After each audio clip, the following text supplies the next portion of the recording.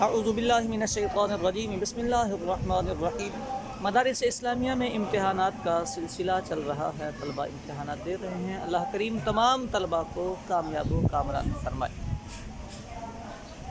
امتحانات کے وقت ایک چیز بڑی شدت سے محسوس کی، وہ آپ کے گوش گزار کرنی ہے۔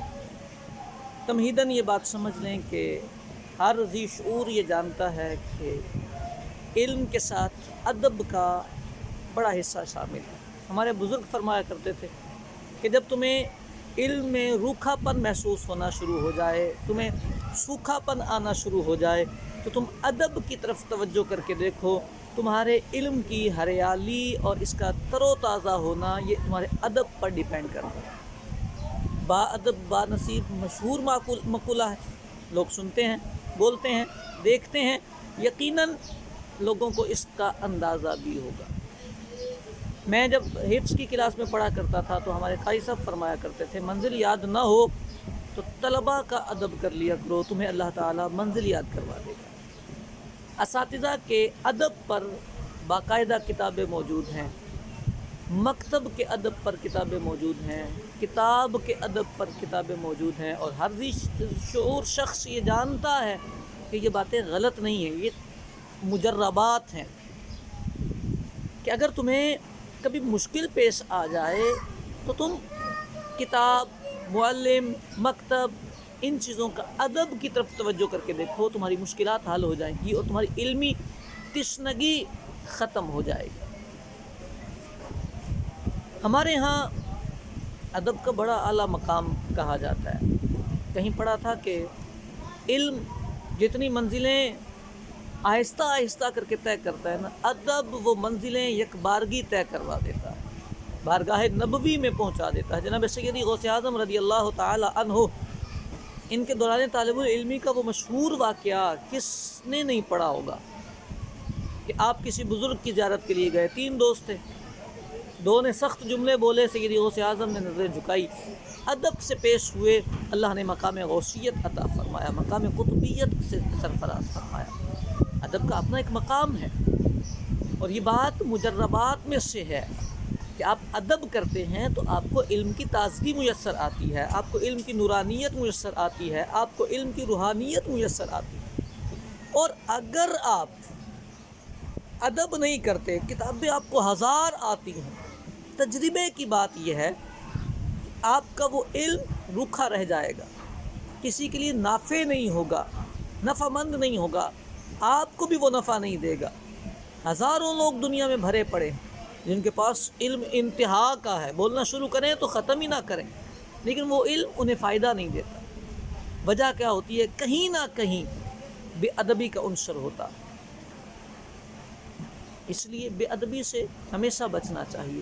ان ایام میں جو پیپرز کے ایام ہوتے ہیں، میں نے محسوس کیا کہ ہمارے طلباء، خصوصاً مدارس کے طلباء، ادب سے خالی ہو جاتے ہیں، پورا سال ادب کرتے رہتے ہیں، پورا سال ایک انداز سے یہ زندگی گزارتے ہیں، لیکن پیپر کے ایام میں پتہ نہیں کیوں اتنا تغافل آ جاتا ہے۔ اپنے مکتب جہاں یہ رہتے ہیں، پڑھتے ہیں بیٹھ کر، وہاں کی حالت بھی خراب ہو جاتی ہے، بے توجہی آ جاتی ہے، صفائی نہیں کرنی، ڈیسکیں ترتیب سے نہیں لگانی، جو چیز جہاں پڑھی ہے وہیں پڑا ہوا ہے۔ کیوں؟ پیپر آ گئے ہیں۔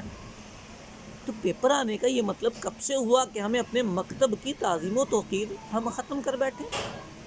اسی طرح معلمین کی صورتحال ہوتی ہے کہ ہم ساری زندگی جن اساتذہ کے ہاتھ چومتے چلے آئے، پیپروں کے دن آتے ہیں تو ہماری وہ طبیعت میں عجیب سا وہ آ جاتا ہے، استاد صاحب قریب سے گزر گئے، احساس ہی نہیں ہوا۔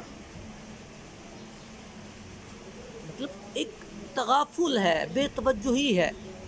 اور تیسرے نمبر پر کتاب، تو کتاب تو ہم، اگر میں مبالغہ کروں تو میں یہ کہہ سکتا ہوں کہ ہم عمدن بے ادبی کرتے ہیں کتاب۔ آپ کہیں گے عمدن نہیں کرتے، عمدن کرتے ہیں۔ بھائی کتاب کے ساتھ ہم اتنا برا سلوک کرتے ہیں امتحانات کے دنوں میں کہ اللہ کی پناہ، پیپر ہونے تک تو ہم اس کتاب کو سینے سے لگائے پھرتے ہیں، لیکن پیپر کے ٹائم کے بعد وہ کتاب کہاں ہے، کس حالت میں ہے، کہاں رکھی ہے، اللہ کی پناہ۔ ایگزامینیشن ہال سے خادمین وہ کتابیں اٹھا کے لے جاتے ہیں، وہ خادمین ان کو مقدس اوراق میں ڈال دیتے ہیں، کیونکہ طلباء ان کتابوں سے ہاتھ اٹھا لیتے ہیں۔ اب ان کتابوں کا کوئی والی وارث ہی نہیں ہوتا۔ آپ توجہ کر کے دیکھیں، جو کتاب کل تک آپ کا بہترین ساتھی تھی، آپ کی علم کا سبب تھی، آج آپ نے اس کو بے یار و مددگار چھوڑ دیا۔ کئی طلباء کتاب پھاڑ دیتے ہیں صرف نقل کرنے کے لیے، پھرے بنانے کے لیے۔ کتنی عجیب بات ہے، بے ادبی ہے۔ کتاب، ہمارے ایک دوست ہیں وہ فرمایا کرتے ہیں کتاب تو محبوبہ ہوتی ہے، معشوق، اور بھلا کوئی اپنے معشوق کو ایسے ہی چھوڑ دیتا ہے کہیں بھی؟ سوال ہی نہیں پیدا ہوتا۔